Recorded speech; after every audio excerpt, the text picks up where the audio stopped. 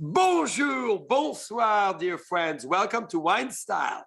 We are with a fantastic, charming, and very sensual Gregory Patriat himself. Look at him. He is throning on top of the mountains of the Côte de Nuits of Burgundy. He is Mr. Burgundy. His hands have a better touch than the golden touch of Nefertiti. And his heart is stronger than anyone you can imagine. And his tongue is softer than the world and the ladies have ever felt. Bonjour, Grégoire. Hello, how are you? I feel much better now that I could see the horizon from the top of the hill of Nuits-Saint-Georges. Yes, it looks beautiful. So explain all of us where you are, because this is very special place. Yeah, this place here is very special, and because you can see behind us, of course, the village of Nuits-Saint-Georges, which is a kind of small city, you know, 4,000 people are living here, but you can see the vines of Nuits-Saint-Georges appellation, which is the most well-known red wine, maybe with Gevrey Chambertin of Burgundy. And you can see sticked to the vines our amazing new winery, Les Ursulines, which was built between 2014 and 2018. So a titanic and very ambitious project has been made just under where we are today.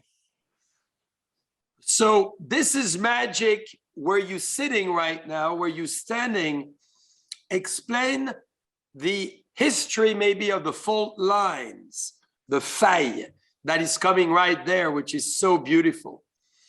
So, Burgundy is really a small line, I would say, a small line that goes from Dijon at the north to the south of Beaune, Centenay in the south, and it's a beautiful small line, sometimes even less than half a mile, where you have a limestone, and limestone, and a little bit of clay as well. And that makes a fantastic recipe to make the best Chardonnay and the best Pinots of the world. Let's be chauvinistic. The best on the planet. So talking about the best, we are in the middle of harvest. And this is an exciting time. So to celebrate this beautiful harvest, I'm going to do something. Look at that. In one twist, this is like magic. I didn't need my long teeth to open this wine. I did not need a corkscrew. I didn't need anything except the light power of my hands. So explain us, one, harvest, and two, why the fabulous cork, non-cork finish, but screw cap. Yeah, we are now finishing the harvest, which was really, I would say, hard this year. You know, we have a terrible frost night at the beginning of April, which has really causes some huge damages in Burgundy. With the whites, we've made 80%, we've lost 80% of the production. Even in Meursault, which is our top white wine appellation, we have lost 95%. So really, it's a dramatic vintage in Burgundy in terms of quantity. So for the whites, we made a tiny volumes. For the reds, which, you know, Pinot Noir is a grape variety that is a little bit in late compared to Chardonnay. So the frost damage are not as high, but we have lost maybe 20 to 45%. So for the reds, it's dramatic as well. So in general, we can say it's a tiny crop, a good quality, I would say, but really the crop is really terrible in terms of quantity because we don't have enough wines. Burgundy is very small. Burgundy is 2% of the French production, and there's a lot of demand for this level of wine in France. And the second thing is, you're talking about screw cap. I think that's important for me as a winemaker to respect the wine. And with screw cap, I would say the wine is never more respected than any other closure. It seems maybe a little bit pretentious or maybe strange to say that, but we were the first winery in Burgundy in 2005. So that means 16 years ago, to bottle Grand Cru Red, Charme Chambertin, and Chambertin in screw cap. So this is really, we did it because we believe if you do it with the entry-level wine, it doesn't work. It doesn't prove anything. If you do it with your wine that is above $300 retail, you can understand there's something behind, you know, there's a real philosophy. So we started screw cap close 20 years ago. We have really top wines in the range. And then we have decided to do it with the entry level. So it works very well, especially for long-term drinking. Usually the consumer imagine that screw cap is for short-term drinking. This is exactly the opposite. Screw cap, it's aging slower and with an absolute consistency. You open 10 bottles of the wine with screw cap, you exactly have the 10 times the same aromatic intensity, the same aromatic power. With cork, each cork has a single different porosity. So that means each bottles are a little bit different. So there are variations. And as a winemaker, I want my wines to have to provide the same pleasure at every bottle. So that's very important to have an absolute consistency. And with screw cap, you have this absolute consistency. Can you say you provide the same consistent pleasure to your wife every day? Yes, I try. It's not as easy. So Gregory, when we come back to the harvest, and thank you for this great screw cap explanation, can you say that we're going to keep everything in our cellars and we should just invite people to come and enjoy it in Burgundy with the 2021 vintage and release nothing to the world? Wouldn't it be fun? Yes, why not? I think maybe we can do only samples, you know, this year and have pleasure with as much people as possible. No, that's not a bad idea, Jean-Charles, because, you know, many cuvées, sometimes we made just only 300 bottles of Savigny-les-Beaunes, Premier Cru, Les Peuillets, only 300 bottles, you know.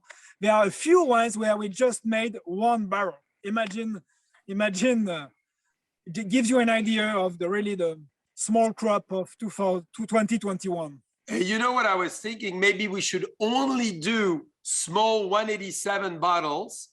That is 1 glass of wine instead of doing regular bottles so everybody can enjoy it. Oh, we can do as well some magnums, but you can enjoy it with more people at the same time.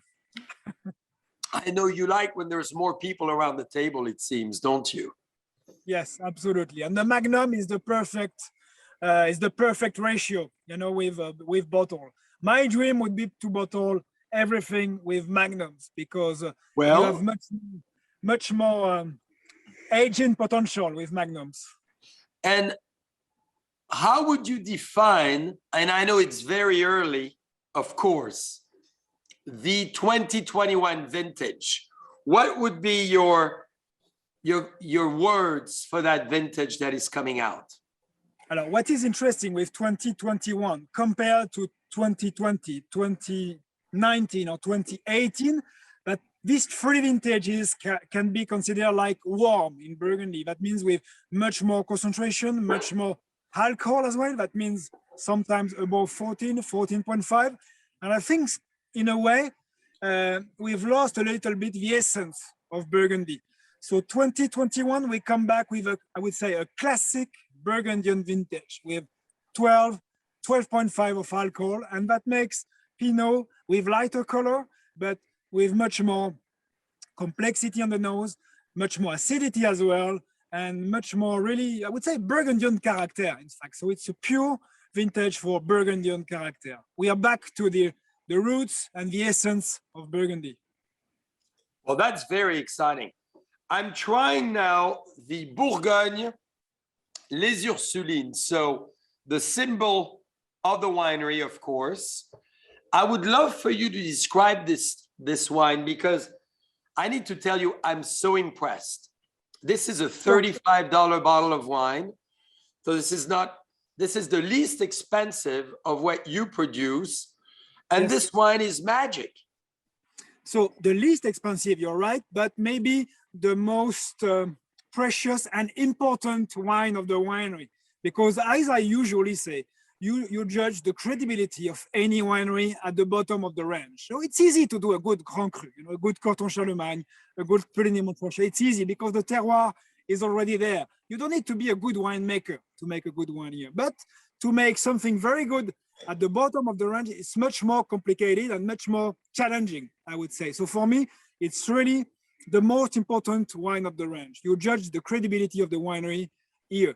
And at Jean-Claude Boisset Les Ursulines, we treat this wine like a top one. It's not because this is an entry-level wine, we are going to treat it lightly, I would say, or differently.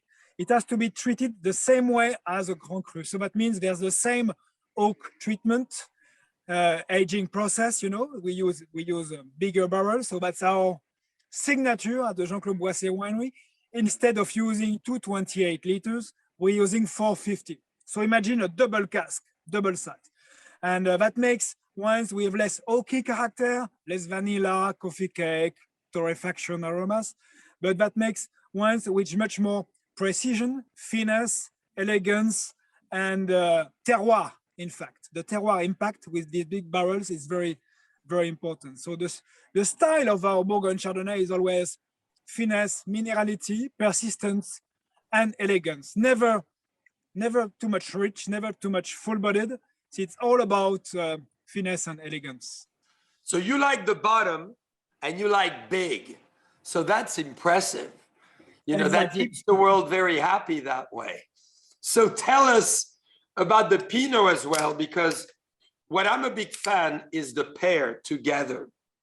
You said it, the Chardonnay is full of great minerality, fabulous acidity, incredible balance. And I think dear friends, when you all look for a Burgundy Chardonnay that is spectacular, this is the one to get.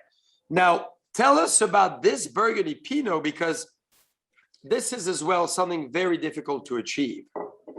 We have a very big success with this wine. In fact, in each vintage, we never have enough. We have too much demand for this wine, this entry-level wine. And that's amazing because the grapes are coming from just on your right. It's just coming from here.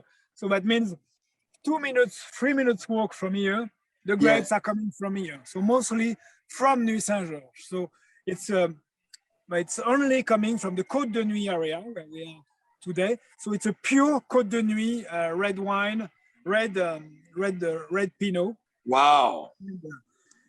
So that means it's a little bit more serious than the classic Bourgogne Pinot you can find on the market, with a little bit more power, a little bit more substance in this wine. So you have the beautiful nose of red fruit. The oak is completely on the background. So really it's all about pleasure and a nice Pinot expression on the nose, and on the mouth. It's really a wine that provides a lot of sweetness, a lot of elegance, but with a little bit of power in the same time. So this is a Bourgogne Pinot you can keep 6, 7, 8 years in your cellar without any problem.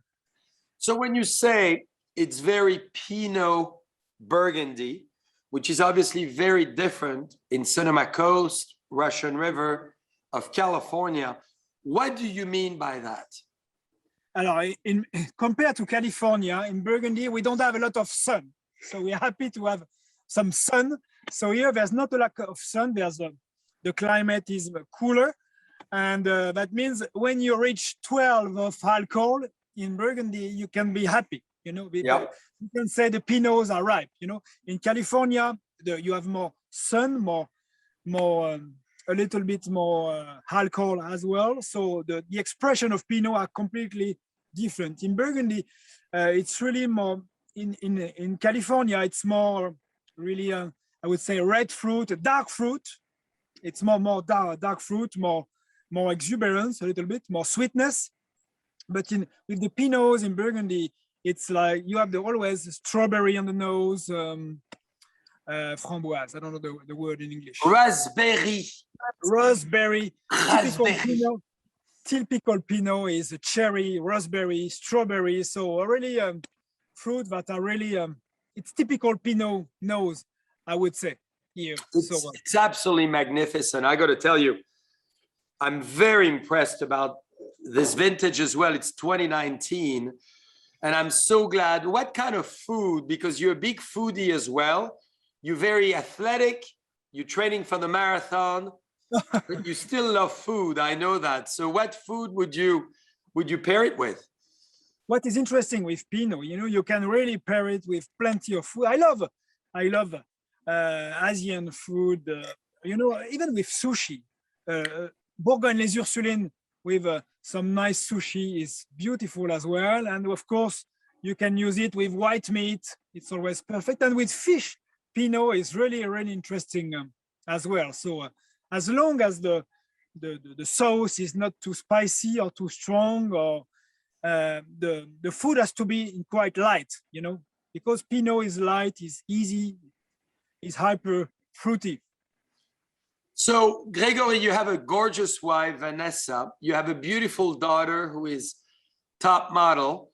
So, what is your daughter thinking about your wine at 17 years old now? I think she's more interested with Snapchat and Telegram and her iPhone for the moment. But I know she likes her wine because we had dinner together a few months ago in Burgundy. She loves it. But my son, which is who is now 18 years old, is more interested with wine. But yeah, my daughter, she's a little bit too young. But my son start to enjoy wine, ask me how is it made, and he is already starting to in another estate in Burgundy to teach how to make some wine. So we'll see in the future if he's going to make some wine as well or not.